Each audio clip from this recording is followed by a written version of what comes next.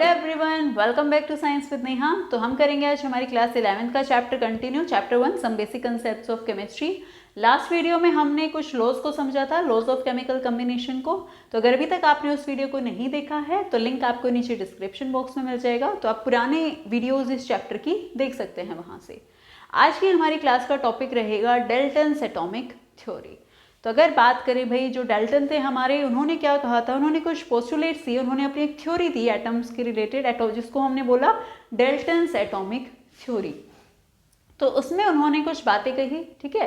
क्या उनके कुछ पोस्टुलेट्स थे? तो सबसे पहले अगर हम बात करें तो उन्होंने कहा जो मैटर है आपका, जो मैटर है वो, उसमें जो सबसे स्मॉलेस्ट पार्टिकल है, मैटर का जो स्मॉलेस्ट पार्टिकल है या कोई भी सब्सटेंस, कोई भी मैटर आपका बना है, तो स्मॉलेस्ट पार्टिकल जो है उसमें, उसको उन्होंने क्या कहा, दैट इज योर एटम, कि वो आपका क्या है, एटम है। तो एटम सबसे स्मॉलेस्ट पार्टिकल है, ये उन्होंने कहा। सेकेंड उन्होंने क्या कहा कि भाई जो सेम एलिमेंट्स हैं, सेम टाइप के सेम एलिमेंट्स हैं, लाइक जितने भी कार्बन के एटम्स हैं या सेम हाइड्रोजन है, ऑक्सीजन है, सेम तरह के हैं, तो उन सभी सेम एलिमेंट्स के जो एटम्स हैं, उनका क्या होगा, उनका सेम, उनकी जो प्रॉपर्टीज हैं वो सेम होंगी, मतलब सेम मास या सेम साइज, मास, ठीक है, ये सारी चीज़ें क्या होंगी, उनकी सेम होंगी।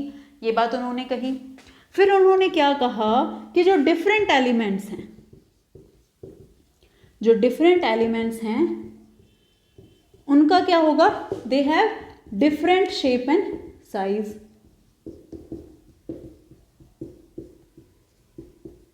एंड मास, कि उनका आपका अलग साइज या अलग मास होगा अगर वो डिफरेंट टाइप के एलिमेंट्स अगर हैं। फिर उन्होंने क्या कहा कि जो आपके एटम्स होते हैं वो क्या करते हैं, वो कंबाइन करते हैं, कंबाइन करके क्या बनाते हैं, कंपाउंड्स। आपके जो एलिमेंट्स होते हैं, सेम एलिमेंट्स या डिफरेंट एलिमेंट्स, दो या दो से ज़्यादा एलिमेंट्स, वो कंबाइन करके क्या बनाते हैं, वो कंपाउंड्स बनाते हैं। और जब भी ये कंपाउंड्स फॉर्म होते हैं, they combine in fixed ratio, fixed and simple ratio,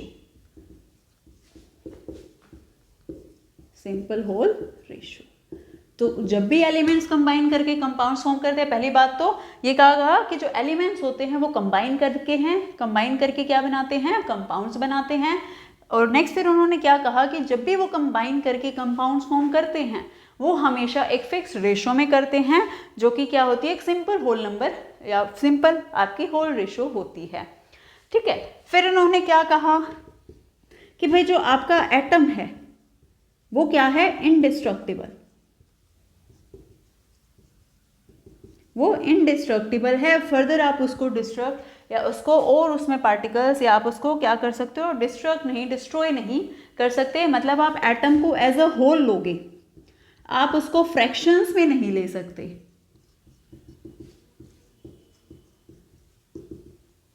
कि आपने हाफ एटम ले लिया या 1/4 ले लिया, 3/4 ले लिया, तो इस तरह से आप फ्रैक्शन में उसको नहीं लेते हैं, आप एज अ होल उसको लेते हैं, वो इनडिस्ट्रक्टिबल होता है। फिर नेक्स्ट उन्होंने क्या कहा कि आप एक एलिमेंट को दूसरे एलिमेंट में कन्वर्ट नहीं कर सकते, can't convert one element into another,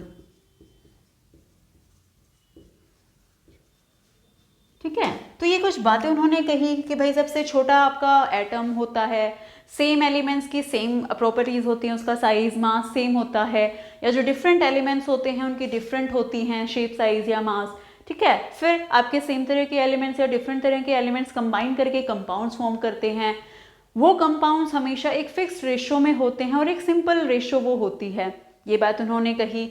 फिर उन्होंने कहा कि जो आपके ये एटम्स होते हैं इंडिस्ट्रक्टिबल होते हैं, आप उसको एज अ होल लेते हो, फ्रैक्शंस में उसको नहीं लेते हैं, ठीक है, और आप एक एलिमेंट को दूसरे एलिमेंट में कन्वर्ट नहीं कर सकते हो।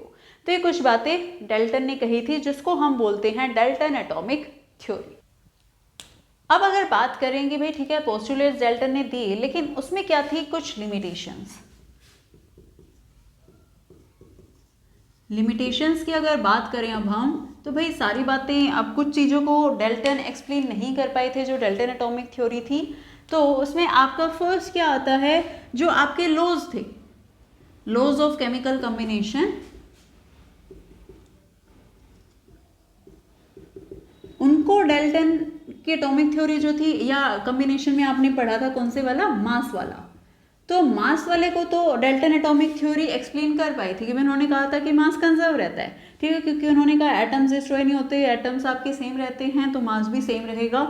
लेकिन वो वॉल्यूम वाली बात को, जो आपका वॉल्यूम वाला लो था, गे-लुसाक्स लॉ ऑफ वॉल्यूम, ठीक है, गैसेस का, इसको वो एक्सप्लेन नहीं कर पाए थे। जो गैसेस के लिए वॉल्यूम का लो था उसको वो एक्सप्लेन नहीं कर पाए थे। सेकंड, वो ये चीज नहीं बता पाए थे कि आपके जो एलिमेंट्स कंबाइन करते हैं, एलिमेंट्स कंबाइन क्यों करते हैं, कंबाइन करके वो आपके कंपाउंड्स बनाते हैं, चाहे सेम एलिमेंट्स हैं, डिफरेंट एलिमेंट्स हैं, वो कंपाउंड्स बना रहे हैं, तो वो क्यों बना रहे हैं, वाई, वो इस वाई का रीजन नहीं दे पाए थे, तो ये उनकी अनदर लिमिटेशन थी। फिर वो ये भी नहीं बता पाए थे, उन्होंने कहा था कि जो डिफरेंट एलिमेंट्स होते हैं, जो डिफरेंट एलिमेंट्स होते हैं उनकी डिफरेंट प्रॉपर्टीज होती हैं, तो वो डिफरेंट जो प्रॉपर्टीज हैं, उनका डिफरेंट मास या डिफरेंट साइज, वो किस बेसिस पे है, ऐसा क्यों है, तो वो ये भी चीज़ नहीं एक्सप्लेन कर पाई थी उनकी डाल्टन एटॉमिक थ्योरी, या वो एक डिस्टिंक्ट नहीं कर पाए थे, मतलब ये कह सकते हो पर्टिकुलर या डिफाइन नहीं कर पाए थे कि एलिमेंट और कंपाउंड्स को आप किस तरह से डिफ्रेंशिएट करेंगे। तो ये कुछ लिमिटेशंस थी डाल्टन की, जिसकी हमें क्या पड़ी, फिर उसको मॉडिफाई करने की ज़रूरत पड़ी, ठीक है, क्योंकि लिमिटेशंस बहुत सी बातें आपकी डाल्टन थ्योरी नहीं बता पाई, तो हमें क्या ज़रूरत पड़ी, उसको मॉडिफाई करने की। तो हमारी आई मॉडिफिकेशंस इन डाल्टन एटॉमिक थ्योरी, जिसको आप मॉडर्न एटॉमिक थ्योरी भी कह सकते हैं। तो अब समझते हैं मॉडिफिकेशंस, ठीक है, जिसको हम मॉडर्न एटॉमिक थ्योरी भी बोलते हैं, या मॉडिफिकेशंस इन डाल्टन एटॉमिक थ्योरी। तो सबसे पहली बात जो आपके डाल्टन ने कही थी कि भाई जो आपका एटम है वो सबसे स्मॉलेस्ट पार्टिकल है, तो यहाँ पे आपके जो इलेक्ट्रॉन, प्रोटॉन या न्यूट्रॉन की डिस्कवरी थी, प्रोटॉन एंड न्यूट्रॉन आपके ये प्रेजेंट होते हैं, ये आपके फर्दर सब एटॉमिक पार्टिकल्स प्रेजेंट होने की वजह से एटम आपका सबसे स्मॉलेस्ट पार्टिकल आप नहीं कह सकते हो, ये उसके सब एटॉमिक पार्टिकल्स उसमें प्रेजेंट होते हैं। सेकेंड, उन्होंने कहा था कि जो सेम एलिमेंट्स होते हैं उनकी सेम ही प्रॉपर्टीज होती है, उनका सेम मास होता है, लेकिन सेम एलिमेंट होने के बावजूद आपका डिफरेंट मास हो सकता है। The case of isotopes, for example carbon C12 and C14, यहाँ इसका मास आपका 12 है, यहाँ आपका मास 14 है, एलिमेंट सेम है कार्बन, बट मास क्या है, डिफरेंट। तो ये वाली यहाँ पे मॉडिफिकेशंस या ज़रूरत पड़ी क्या कि भाई डाल्टन तो कह रहे थे कि अगर सेम एलिमेंट है तो मास सेम होगा, बट ये चीज़ ट्रू नहीं है। किसके केस में, आइसोटॉप्स के केस में। आइसोटॉप्स के आपके सेम एलिमेंट होता है बट डिफरेंट एटॉमिक मास होता है। आपका जैसे हाइड्रोजन ले लें, 1, ड्यूटेरियम एंड ट्रीटियम, हाइड्रोजन के ही ये 3 होते हैं आपके, इसको हम D से लिख देते हैं, ड्यूटेरियम, ये होता है आपका ट्रीटियम, ठीक है। तो ये हाइड्रोजन के आइसोटॉप आपके हो गए। नेक्स्ट उन्होंने कहा था डिफरेंट एलिमेंट्स, ठीक है, तो हमेशा डिफरेंट एलिमेंट्स की डिफरेंट प्रॉपर्टीज होंगी, उनका डिफरेंट मास होगा। But the case of isobars, isobars क्या होते हैं, डिफरेंट मतलब same atomic mass but different atomic number, या एक तरह से क्या कहें हम कि एलिमेंट डिफरेंट है बट उनका मास क्या है, सेम। जैसे कि आपका आर्गन एंड कैल्शियम कितना है, 40 एंड 40। अब ये आर्गन है, ये कैल्शियम है, बट मास दोनों का कितना है, इसका भी 40 है, इसका भी 40 है। या आपका अभी जो हमने लिया C14 एंड N14, कार्बन का 14 एंड नाइट्रोजन का 14, एलिमेंट्स दोनों डिफरेंट है, carbon and nitrogen, but the mass is same. Next क्या मॉडिफिकेशन की गई कि भाई आप एलिमेंट्स को कन्वर्ट कर सकते हो दूसरे एलिमेंट में बाय द न्यूक्लियर रिएक्शंस, ठीक है। आप न्यूक्लियर रिएक्शंस की हेल्प से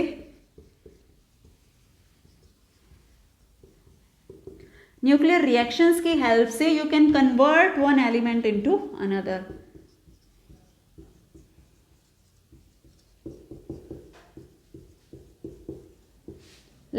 जब आप नाइट्रोजन को अल्फा रेज से बम्बार्ड कराते हो तो वो आपका कन्वर्ट हो जाता है ऑक्सीजन में, और इस प्रोसेस को हम बोलते हैं ट्रांसम्यूटेशन।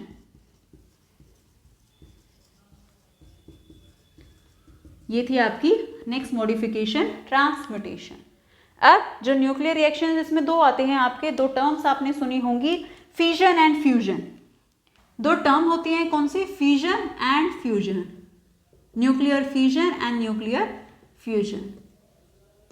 तो फिजन में क्या होता है, आपका एक पार्टिकल, एक चीज आपकी ब्रेक होती है टू और मोर पार्टिकल्स में, और फ्यूजन में आपका दो या दो से ज़्यादा चीज़ें कंबाइन करके क्या बनाती हैं, एक प्रोडक्ट बनाती हैं। ये होता है आपका फ्यूजन। लास्ट आपकी मॉडिफिकेशन क्या नीड थी, क्या था, डाल्टन ने कहा था कि एलिमेंट्स जब कंबाइन करके कंपाउंड्स फॉर्म करते हैं तो फिक्स्ड रेशो और एक सिंपल रेशो होती है वो। तो अगर हम बात करें कि एग्जाम्पल की आपकी शुगर की कर लेते हैं, C12H22O11। अगर इस केस में हम देखें, रेशो इज फिक्स्ड, रेशो तो फिक्स है जिस भी वो रेशो में कंबाइन कर रहे हैं कार्बन, हाइड्रोजन और ऑक्सीजन, बट क्या ये रेशो अब यहाँ पे आपकी सिंपल रेशो है, तो यहाँ पे आपकी सिंपल रेशो नहीं है। तो हमेशा ऐसा ज़रूरी नहीं है, रेशो में फिक्स्ड रेशो में कंबाइन करते हैं बट रेशो वो सिंपल है या नहीं है ये ज़रूरी नहीं है, क्योंकि यहाँ अगर आप बात करें जिनके मासेस की रेशो है वो क्या है, सिंपल रेशो नहीं है। आप 12 को 12 से, 22 1 और 11 को 16 से करके देखेंगे उनके मासेस की रेशो, तो जो कि एक सिंपल रेशो नहीं आती। जैसे सिंपल रेशो में हम बात कर रहे थे कि 1:2, 3:4 या 3:8, तो ऐसी एक सिंपल रेशो यहाँ नहीं आई। तो ये थी हमारी मॉडर्न एटॉमिक थ्योरी, या फिर आप कह सकते हो modification in Dalton's atomic theory. Next topic अब आपका आता है ब्रिजेलियस हाइपोथेसिस। ब्रिजेलियस हाइपोथेसिस। अब अगर बात करें भाई हाइपोथेसिस, तो हाइपोथेसिस आप किसे कहते हो, हाइपोथेसिस का मतलब होता है कि भाई आपने कोई स्टडी की है जो उसमें आप एक लॉजिकल रीजन नहीं है, उसका कोई लॉजिक नहीं है, ठीक है, विदाउट लॉजिक। थीसिस होता है आपका हाइपो, और थीसिस आपका होता है स्टडी। मतलब एक स्टडी आपने की है कुछ, लेकिन उसका आप कोई लॉजिक या फैक्ट्स आप नहीं दे पाए हो, ठीक है, एक तरह से आप क्या कह सकते हो, एक आपने एक अनुमान लगाया है उसके, लेकिन फैक्ट्स या लॉजिक आपके पास नहीं है।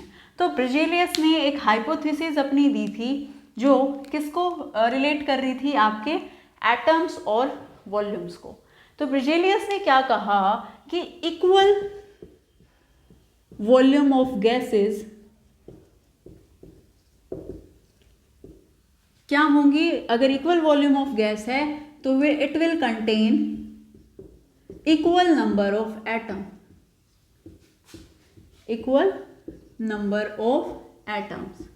ये बात कही ब्रिजेलियस ने अपनी हाइपोथेसिस में कि the equal number of gases contain equal number of atoms, कि अगर दो गैसेस हैं उनकी वॉल्यूम इक्वल है तो उसमें नंबर ऑफ एटम्स इक्वल होंगे। ये थी ब्रिजेलियस की हाइपोथेसिस। अगर इस हाइपोथेसिस को हम अप्लाई करें, ठीक है, तो अगर let us apply on one equation से hydrogen gas plus chlorine gas आपकी HCl हाइड्रोजन क्लोराइड बना रही है, ठीक है, 2 बने। तो अब यहाँ पे क्या आ जाएगा, ये आपकी 1 वॉल्यूम कितने बनाएंगे, 2 वॉल्यूम। तो अगर हम यहाँ पे अप्लाई करें ब्रिजेलियस हाइपोथेसिस को,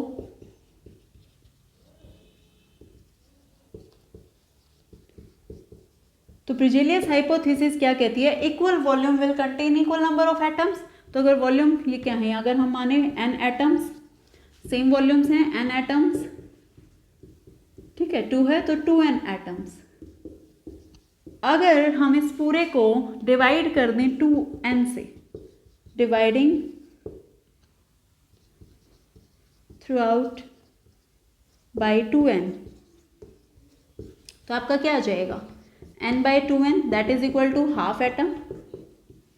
यहाँ भी आपका क्या आ जाएगा हाफ एटम, यहाँ आपका बन जाएगा 1 कंपाउंड एटम। अब आपका ये आ गया, लेकिन अगर आप यहाँ ध्यान से देखें तो आपका क्या आया है हाफ एटम। ये हाफ एटम आपका आया है जो कि डेल्टन के अकॉर्डिंग करेक्ट नहीं है, अकॉर्डिंग टू डेल्टन।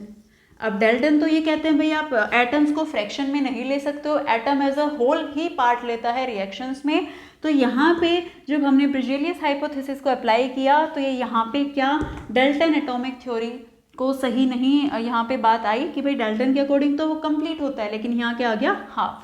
तो इसी वजह से इस थ्योरी को क्या कर दिया गया, इस थ्योरी को कर दिया गया क्या reject. So this was rejected.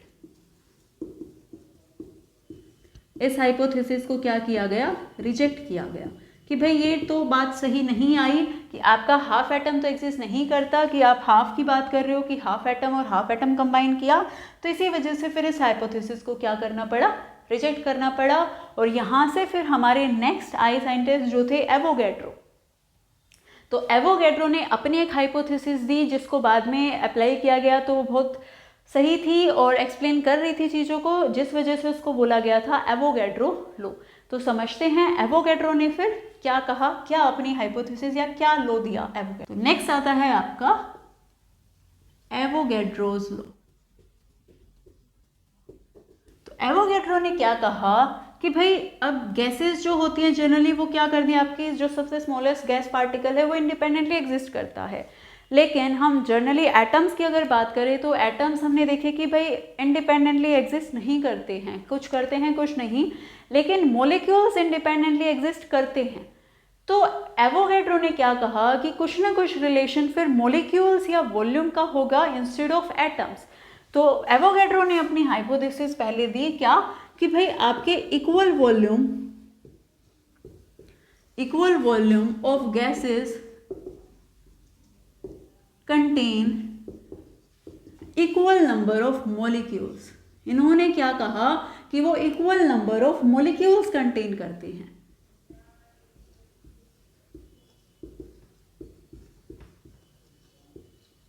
ठीक है, तो अब इस चीज को अगर हम उस इक्वेशन पे फिर से अप्लाई करके देखें तो अप्लाई करें तो क्या आ जाएगा H2 + Cl2 it will form 2HCl hydrogen chloride.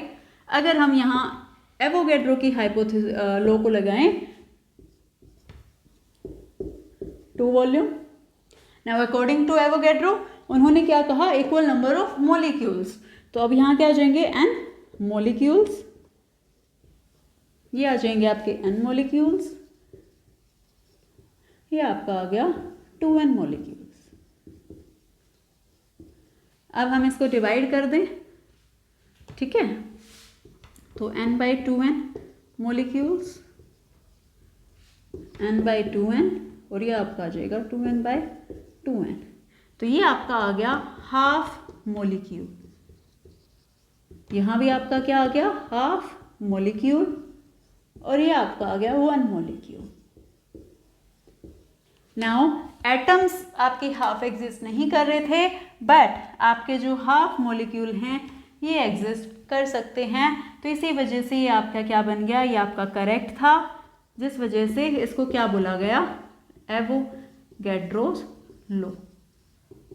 तो हमने इसको एक लॉ बनाया, हाइपोथेसिस से क्या बन गया law, because it was correct. आप इसको अप्लाई करते हैं तो बात जो आती है वो डेल्टन के अकॉर्डिंग भी सही आती है।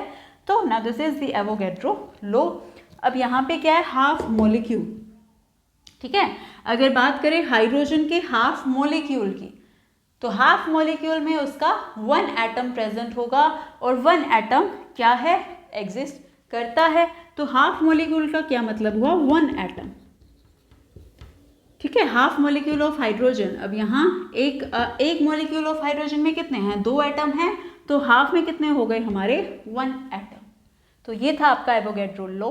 अब कुछ एप्लीकेशंस की बात करें कि एवोगैड्रो लॉ से क्या एप्लीकेशन आई, तो फर्स्ट आप किसी भी एलिमेंट या कंपाउंड की क्या बता सकते हो उसकी एटोमिसिटी सिटी आप उसकी बता सकते हैं।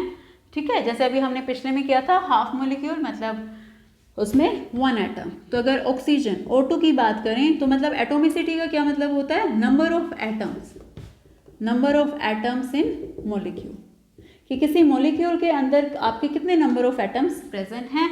तो ऑक्सीजन में कितने हैं, 2। ओजोन की बात करें O3, इसमें आपके कितने हैं, 3। तो 1 molecule of oxygen contain 2 atoms. ठीक है, तो 2 एटम्स, या आप क्या कह सकते हो हाफ, अगर हाफ मॉलिक्यूल करें तो कितना आ जाएगा, 1 एटम।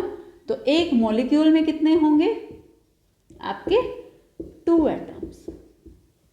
ठीक है, तो ये बताया उन्होंने फर्स्ट एटोमिसिटी। फिर उन्होंने एक रिलेशन दिया आपका मॉलिक्यूलर मास और वेपर डेंसिटी में। कैसे, देखते हैं। नेक्स्ट एप्लीकेशन, रिलेशन आपका molecular mass and vapour density में।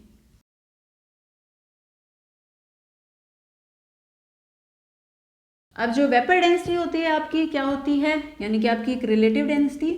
तो वेपर डेंसिटी किसी भी गैस की अगर आप लिखें तो क्या होगी, डेंसिटी ऑफ गैस,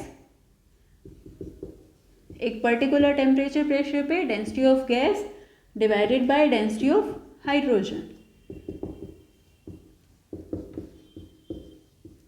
ठीक है, तो डेंसिटी क्या होती है, mass at certain volume, mass of gas at certain volume, किसी एक सर्टेन वॉल्यूम पे, ठीक है, divided by mass of hydrogen gas at same volume, उतनी ही वॉल्यूम पे आपके हाइड्रोजन का मास। तो अब वॉल्यूम्स क्या है, सेम है, तो वॉल्यूम आपकी कैंसिल आउट हो गई। तो किसी भी मास, किसी भी गैस का अगर हम बात करें n मॉलिक्यूल्स की, so mass of n molecules of gas, तो हाइड्रोजन के भी कितने ही होंगे, mass of n molecules of hydrogen. तो अगर एक मॉलिक्यूल की बात करें, mass of 1 molecule divided by mass of 1 molecule of hydrogen. ये आपका किसके बराबर चल रहा है, वेपर डेंसिटी।